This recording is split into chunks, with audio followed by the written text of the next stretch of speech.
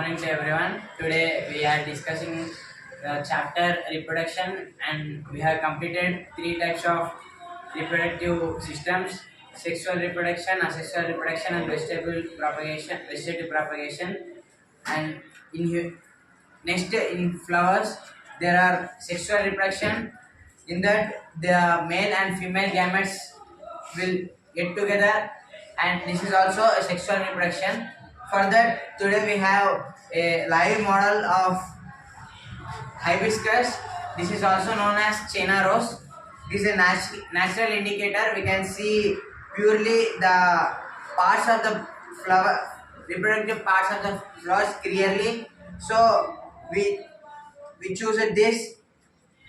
Observe that the lower part here, this part is known as sepals, which give the protection to the plant. This is the protective part of the flower. Flower is, and next the separate projections are seen, but all are looking like equal and attractive. These projections are known as carpel. This will attract the insects which to come and take the honeydew of flowers. And then coming to the next part, this is in inner part of the flower. Here we have the diagram of the inner part. These three are known as the main female reproductive parts of flower: stigma, style, and ovary. In this ovary, the ovules will there. Stigma, style, and ovary.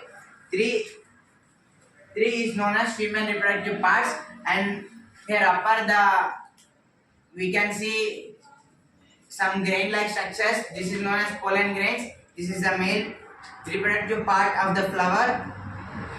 When the insects come into the flower for honeydew, or if the air comes, the pollen grains will fall into the ovary, and the ovum and pollen grains will fertile, and another flower will come, and that flower will become a seed, and with that seed we can give the new plant.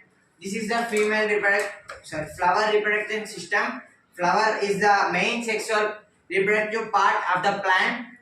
Here there are more than 5,538 species of flowers are there. In that there are only for 100 there are only less flowers which have both male and female parts.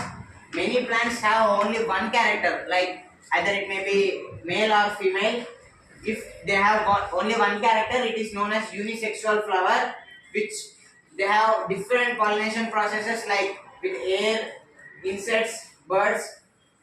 With that, the male parts of that will come into the female parts, and there the fertilization will happen. And if they have both male and female parts, this is known as bisexual flowers. This will have the self-pollination. That meant the flower itself has the male and female parts, so it will do the self-pollination process. If we had a scientific name of flower parts, the flower female reproductive parts are known as gynoecium, and the flower male reproductive parts, that pollen grains, are known as androecium. Pollen grains which upside. Pollen grains. This pollen grains is known as male reproductive parts. These male reproductive parts will enter into the female reproductive part. The ovary, with the help of like insects, air, come into the ovary, and that pollen grains and ovaries will fertile and become a new flower, new fruit. Can you understand? Understand.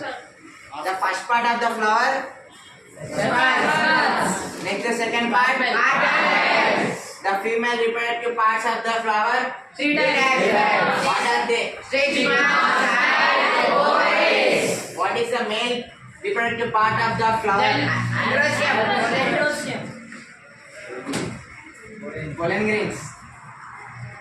What if the flower only has male or female, only one reproductive part? It is known as which type of flower? Unisexual. If it has both Male and female parts. Bisexual.